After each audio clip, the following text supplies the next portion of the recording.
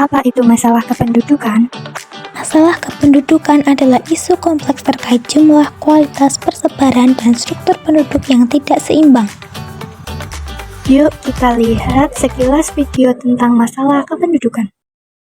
Badan Pusat Statistik BPS pada 21 Januari 2021 lalu merilis data resmi kependudukan Indonesia tahun 2020. Jumlah penduduk di Indonesia hingga September 2020 mencapai 270,2 juta jiwa yang didominasi oleh pria.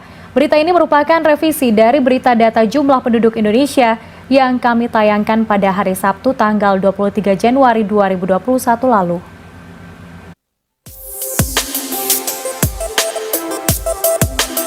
Hasil sensus penduduk 2020 yang dikeluarkan oleh Badan Pusat Statistik atau BPS menunjukkan laju pertumbuhan penduduk di Indonesia melambat.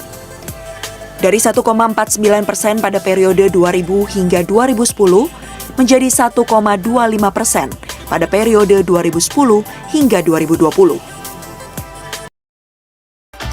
Indonesia memiliki sumber daya alam dan manusia yang melimpah, tapi belum dimanfaatkan secara optimal. Akibatnya, pembangunan berjalan lambat. Jumlah penduduk yang terus meningkat tiap tahun membuat Indonesia belum mampu menyejahterakan seluruh rakyatnya. Banyak penduduk yang belum sejahtera sehingga menimbulkan berbagai persoalan kependudukan. 1. Permasalahan kuantitas penduduk. A. Jumlah penduduk.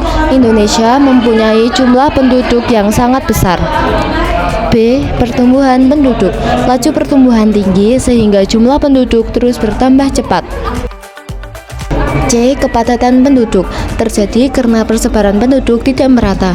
Misalnya Jawa sangat padat sedangkan Papua masih jarang penduduk. D. Susunan penduduk.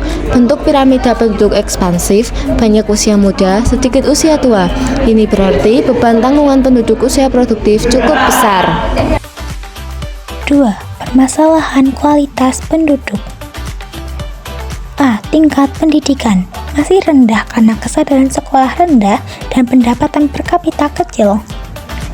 B. Kesehatan. Kualitas kesehatan rendah terlihat dari tingginya angka kematian. Penyebabnya adalah kurang sarana kesehatan dan pengetahuan masyarakat. C. Tingkat penghasilan. Banyak penduduk berpenghasilan rendah karena pendidikannya rendah dan angka ketergantungannya yang tinggi.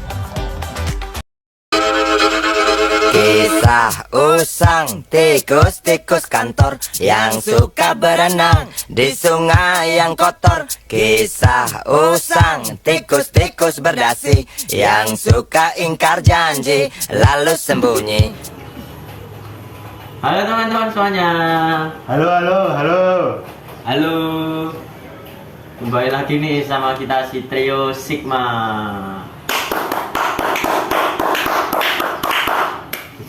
Di sini aku Muhammad Arya Sita Alafa sebagai host. Saya Muhammad Aditya Arifah sebagai narasumber. Saya Rayyan Sita Ramadan sebagai narasumber juga. Di sini kita bakal bahas topik yang bakal menarik banget nih. Kita mau bahas apa sih, Kak? Di sini kita ingin bahas mengapa UMR Jogja itu masih rendah. Menarik nih. UMR Jogja itu kan rendah banget ya. Walaupun Jogja itu sebagai kota pelajar dan kota wisata, tapi masih sangatlah rendah, bahkan terendah se-Indonesia. Menarik. Kok bisa gitu sih? Emang apa sih latar belakangnya? Singkatnya itu pemerintah masih nganggap biaya hidup di Jogja itu masih murah. Terus banyak mahasiswa, anak muda bekerja dengan gaji yang kecil. Mereka ingin dengan gaji yang kecil tidak apa-apa. Terus jadi itu yang membuat tenaga kerja melimpah, tetapi penawaran pekerjaan jadi melemah. Gitu ya. Berarti kayak hukum pasar ya. Banyak orang yang pengen kerja, terus jadinya gaji ditekan. Betul sekali. Dari sisi sosiolog itu termasuk ketidakadilan struktural. Adanya relasi kuat yang nggak seimbang antara pengusaha, pemerintah, dan pekerja. Dan juga pengaruh dari budaya dari Jogja itu sendiri, yaitu nerimo yang membuat masyarakat tidak terlalu vokal dalam menuntut haknya masing-masing. Walah, gitu loh. Terus dampaknya buat masyarakat tuh apa sih? Dampaknya tuh ya jelas berat. Kenapa? Banyak pekerja yang jadi working poor. Apa itu working poor? Working poor itu adalah miskin meski sudah bekerja, yang membuat akhirnya mereka untuk mengambil pekerjaan sampingan seperti menjadi ojol, terus jualan di all shop gitu. Ada yang sampai pindah keluar kota. Kayaknya berat banget sih sampai keluar kota gitu. Terus gimana sih solusinya biar kita tuh bisa mengatasi UMR yang rendah ini?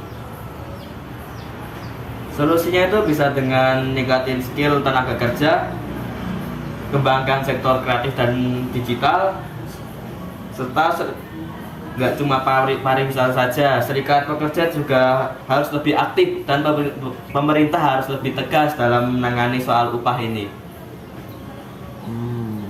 Gitu ternyata. Terus peran sosiolog di sini itu apa sih? Nah, peran sosiolog di sini itu bisa ngasih analisis kenapa ketimpangan tersebut terjadi, terus ngasih masukan berbasis riset kepada pemerintah, dan bikin masyarakat lebih sadar atas hak-haknya. Oke, nanti bisa kita simpulkan bahwa UMR itu bukan hanya sekedar angka ekonomi, tapi juga soal keadilan sosial, iya nggak? Iya dong, benar. Betul.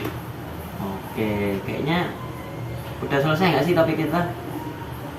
Udah belum? Udah dong. Udah.